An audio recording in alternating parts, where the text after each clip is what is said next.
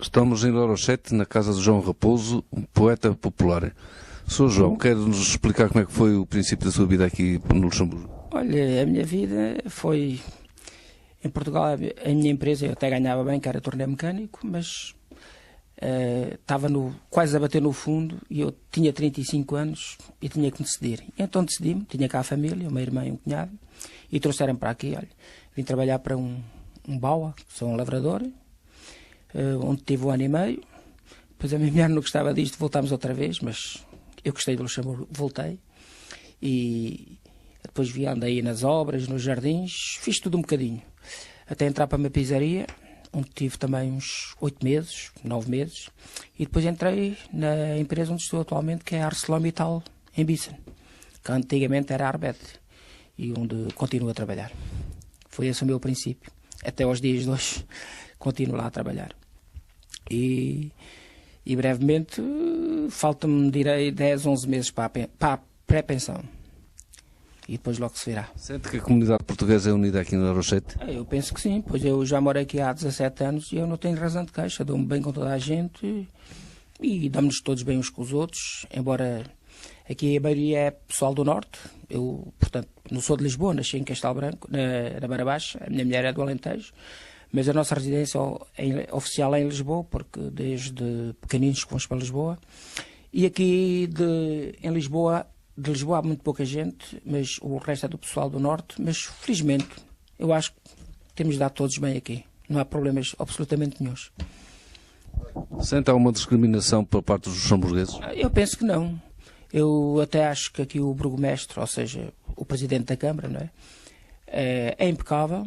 Ele, quando há qualquer coisa de onde há uma festa entre imigrantes ou mesmo entre luxemburgueses, ele tem o maior prazer em que estejam muito portugueses presentes. Para parte dele, eu acho que não. Embora haja pessoas que o digam, mas eu penso que isso é falso. E a língua não será um travão para a má integração entre os portugueses e os luxemburgueses? Não. Já há aí médicos a falar português, digamos isso. Mas eu acho que não, porque o francês é trampolim, digamos assim. Porque como é mais fácil, eu estou aqui como já disse, há 19 anos, para aí, e falo um bocadinho, muito pouco luxemburguês, mas porque o francês é muito mais fácil. E é isso. Quando é que descobriu a sua veia poética? Bom, isto já vem de longo tempo, ainda eu era quase miúdo, comecei a descobrir lá para os meus 16 anos, 17 anos. Também tinha um colega meu que gostava muito de poesia e eu comecei a andar e depois comecei a fazer poemas meus, mas na realidade foi a partir dos 50 anos. Atualmente tenho 56, quando eu fiz a minha festa dos meus 50 anos, onde convidei 50 pessoas, onde escrevi uma canção que dediquei à minha mulher, onde fiz um verso para cada mulher presente, que eram 25, e ofereci uma rosa a cada uma e fiz um verso exclusivamente para cada uma e adaptado à sua personalidade. E a partir daí comecei a escrever e aqui hoje em Lorochete sou conhecido, muita gente me conhece por poeta, mas não tenho vaidade nenhuma nisso. É um prazer escrever e direi que sou um poeta que escrevo por encomenda.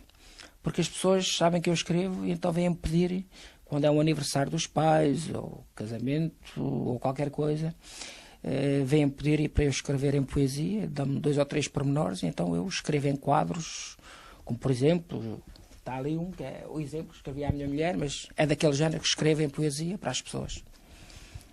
Já editou uma obra?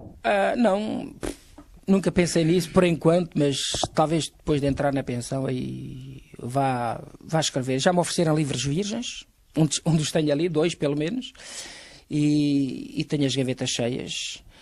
E vou fazendo e vou metendo na gaveta, mas direi que já tenho matéria suficiente para escrever um livro.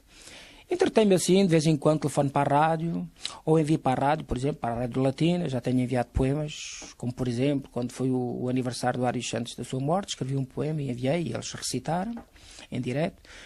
Quando foi Carlos do Castro, também eu recitei em direto para a rádio, e para o jornal, enviei para o jornal, para o Correio da Manhã, porque ele era lá cronista, e vou-me entretendo. Quando vejo um programa na televisão que me choque, eu diretamente escrevo um poema. Gosto de me basear em fatos reais, E é nisso. Tenho as gavetas cheias, como poderei dizer, mas por enquanto ainda não tenho tido tempo. Mas o meu sonho é realmente escrever um livro. É possível viver-se a poesia no Luxemburgo? Não direi que sim. Não, eu acho que isto é muito... há muita gente...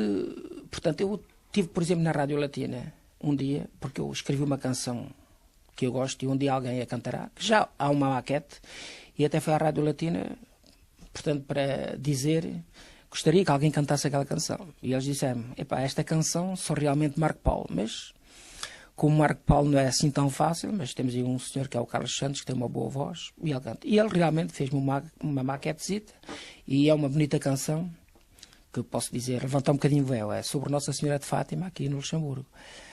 Mas eles disseram-me logo que isso é difícil viver-se da música, e eu sei perfeitamente. Eu faço isto pelo maior prazer, no meu amadorismo, mas que me toca e gosto. Por exemplo, há poemas que eu escrevo com venas, lágrimas aos olhos, como depois vocês poderão ver ali alguns poemas que eu já expus em ações multiculturais, festas multiculturais, e onde eu expus e as pessoas gostaram, e portanto vocês depois vão ver. Mas viver da poesia é muito difícil. Então, se fosse no nosso país, ainda vá que não vá, mas aqui no Luxemburgo é muito difícil, talvez mesmo para os luxemburgueses. Poemas ou também escreve prosas? Normalmente eu gosto muito de escrever os meus poemas, é sempre a rimar em quadras, sempre a rimar a segunda com a quarta. Para mim dá-me mais prazer.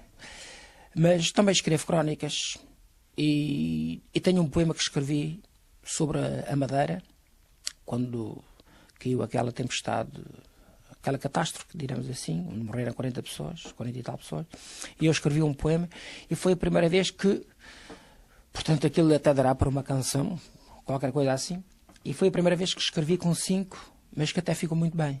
Portanto, eu vou experimentando, mas que um dia, se eu quiser, eu escrevo tudo o que me vem à cabeça, e mesmo que não rime, como costuma dizer, a poesia é tudo aquilo que quisermos que ela seja, com rima sem rima, com tristeza ou alegria, com realidade ou fantasia, ela será sempre poesia. Escreve-se essencialmente sobre o quê? Olha, eu escrevo, como já disse há bocadinho, portanto, tenho aí vários poemas que me baseio em fatos reais. Por exemplo, eu tenho 2 sobrinhas que uma estava condenada à morte, tinha a chamada doença dos pezinhos, portanto, que herdou do pai, e estava condenada à morte. E então a solução era ser transplantada com fígado, ou seja, metade de um fígado compatível.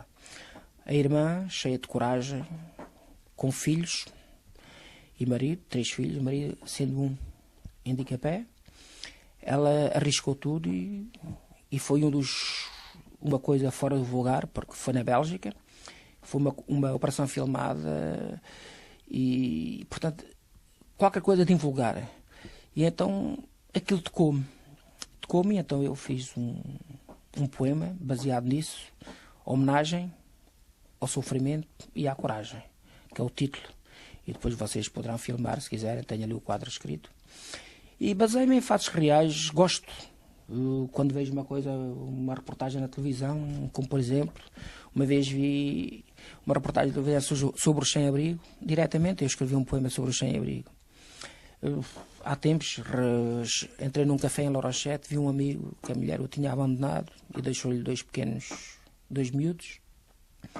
Diretamente eu escrevi um poema, vesti a pele dele para sentir a sua dor e escrevi um poema que já me disseram. Foi com esse poema que ganhei o primeiro lugar em Troviège, e foi com esse poema muito sentimental, porque é um dos poemas que, por vezes, ao recordá-lo, e eu mesmo ao escrevê-lo, vieram as lágrimas aos olhos. Mas, normalmente, é em fatos reais que eu me baseio mais. Pensa um dia voltar a Portugal? Sim, penso, e brevemente, pois o meu filho está lá, ele acabou com esses estudos, fez lá a universidade, já está empregado, pois trabalha no Deutsche Bank, em Lisboa, no Marquês de Pombal, e como sou eu e a minha mulher, e como a pré-pensão está à porta, pois a gente, claro, ficarei aqui registado sempre, voltarei de vez em quando, mas eu a maior parte do tempo passarei em Portugal. Vamos agora ouvir um poema declarado por João Raposo. Ora, eu escrevi este poema em homenagem à Madeira e ao seu povo, depois daquela catástrofe que tombou sobre a Madeira, e foi uma ilha que visitei, portanto, um ano antes, para festejar os meus 25 anos de casamento, e realmente fiquei chocado depois de ver aquela catástrofe. E então, inspirei-me, é na tristeza, é verdade, mas, como disse, a poesia é tudo, é a alegria e a tristeza. Então eu vou recitar este poema. Chamavam-te pérola do oceano, também jardim no meio do mar, porque quem te visitava, tu fazias deslumbrar. Com as tuas belas paisagens e um sorriso em cada flor, até o ar que em ti se respirava era de simpatia, carinho e amor. Mas nesse triste dia, de repente tudo mudou. As nuvens se abriram, montanhas que ruíram e tudo a corrente levou. As ruas eram rios, onde tudo navegou. Ouviam-se intensos gemidos e de corações feridos. O povo triste chorou. A perda de muitas vidas e trabalho de tantos anos. Os céus se rasgam com gritos. Oh meu Deus, aonde estamos? Foste fiel aos teus princípios. Em prol da tua beleza, não merecias tal castigo da severa mãe natureza. Assim nesse triste dia, o teu brilho se ofuscou. As nuvens se abriram, montanhas que ruíram e tudo a corrente levou. As ruas eram rios, onde tudo navegou. Ouvem-se intensos gemidos e de corações feridos, o povo triste chorou. O mundo ficou chocado com cada triste imagem. O que vale é que o teu povo são gente de muita coragem. Como na vida tudo é possível, Madeira tu vais voltar a ser a pérola do oceano e o mesmo jardim no meio do mar. Escrevi este poema com as minhas lágrimas.